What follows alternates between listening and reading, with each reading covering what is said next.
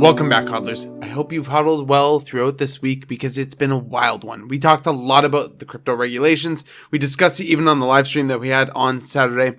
Again, that's Saturday, 11 a.m. every single Saturday. We'll be doing the live streams a little bit more periodically throughout the week. Still don't know exactly when though. I'll be publishing some sort of schedule coming out soon, so watch out for that. Like the video and subscribe so you don't miss any of this crypto content. All right, let's go ahead and get into it.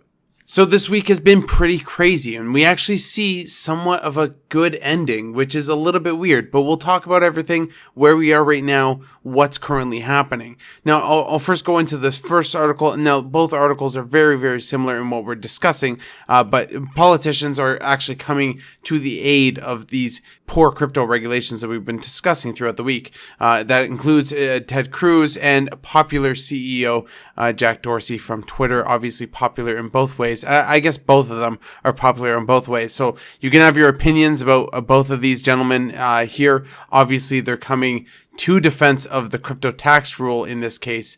But at the end of the day, this is where politics kind of bleeds into crypto content. Regardless of how much I try, politicians are going to make it up, and everyone has their opinions on someone like Jack Dorsey.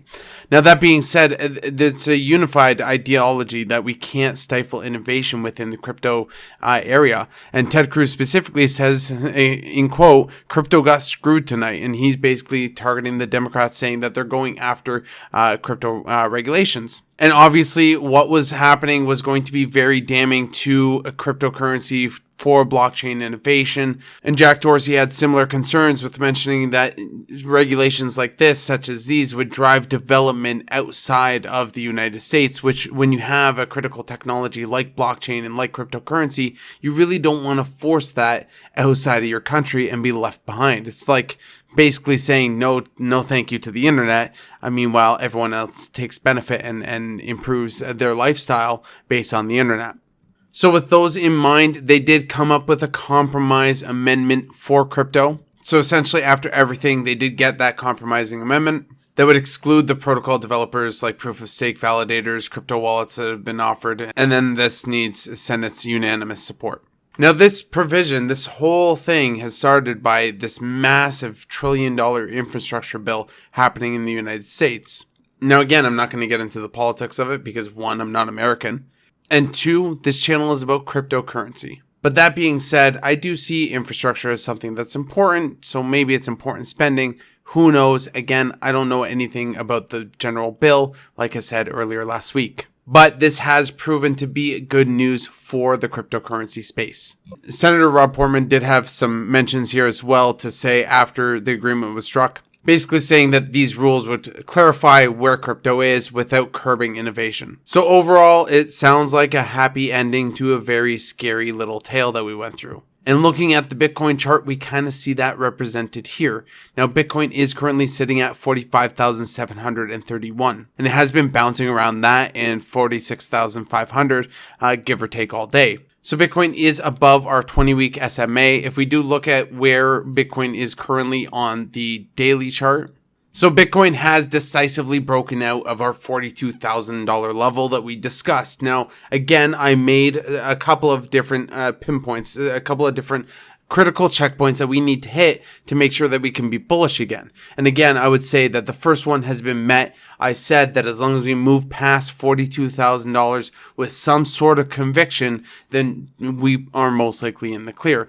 Looking at our weekly chart, we just entered our new week here, but so far it's looking pretty good that we're holding well above this 42,000 mark that we did lay down earlier. So we are above it. We are holding above it. Now, it does look on the daily, we are above on the RSI, but again, I discussed this in the previous video, that we don't necessarily have to go down to lose relative strength. We could just trade sideways and lose some. So Bitcoin has moved above our 42,000 level. We do see our 42,000 here. We did discuss that this was kind of our line in the sand where Bitcoin needed to move above to get a little bit more bullish again. Now, it did say there are a couple different checkpoints here, and one other big one is being 52,000. Now, I did say that we can't really say that the bull market is restarted until we're hitting 52,000. So we still have a little bit to go, but we have made that decisive move above our 20-week SMA. So this is the top of our bull market support band, but we are above the 20-week SMA with some sort of conviction. Now, again, we just entered this week, so we just closed yesterday. We're at 6 days and 4 hours left of these closes. Obviously, today's close is going to be within 4 hours.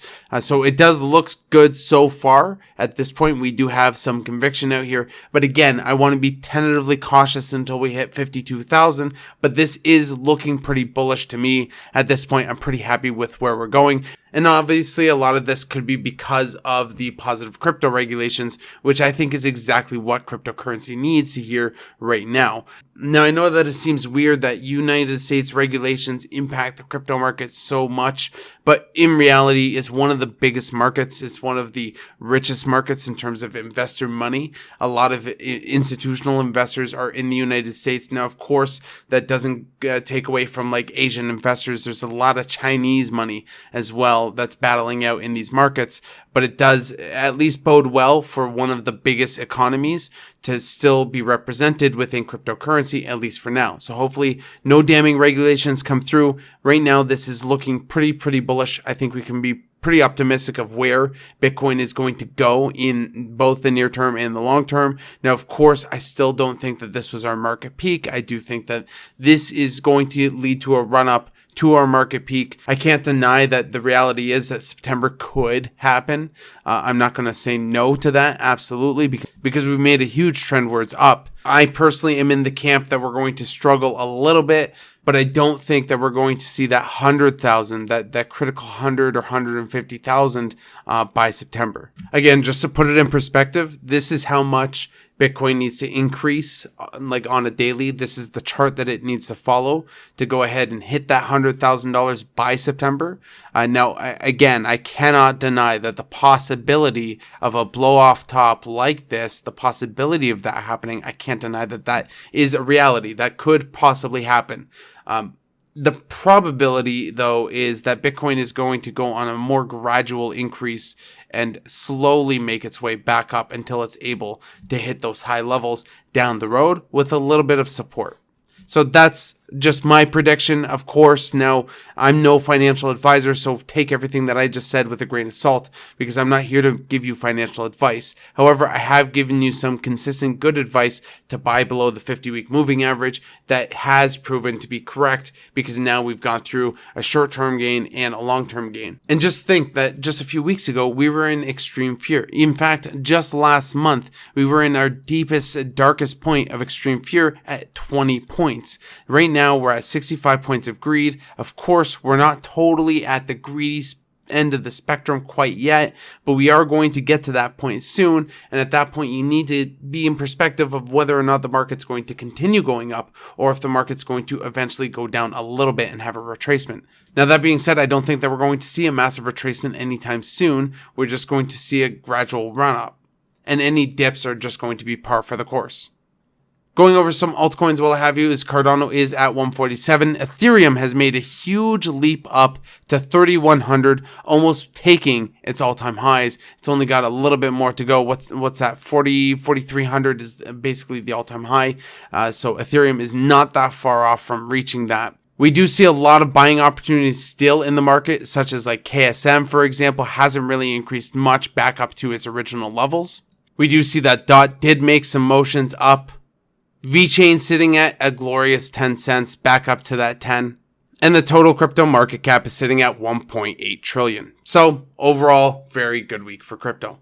That's it for me. That's all I got for you. Hopefully you didn't freak out too much this week with all that crypto regulation. I'm glad that the market's still up. I'm glad that hopefully crypto regulations are better sought out in the future. And I really hope that more knowledgeable politicians are entering the space, some that actually understand blockchain and maybe even the internet. Maybe it is time for us to have politicians that understand the internet as well. I think that'd be helpful. Go ahead and give me a like if you did enjoy this video. Subscribe to the channel if you want more crypto news and content. And of course, and as always, happy hodling.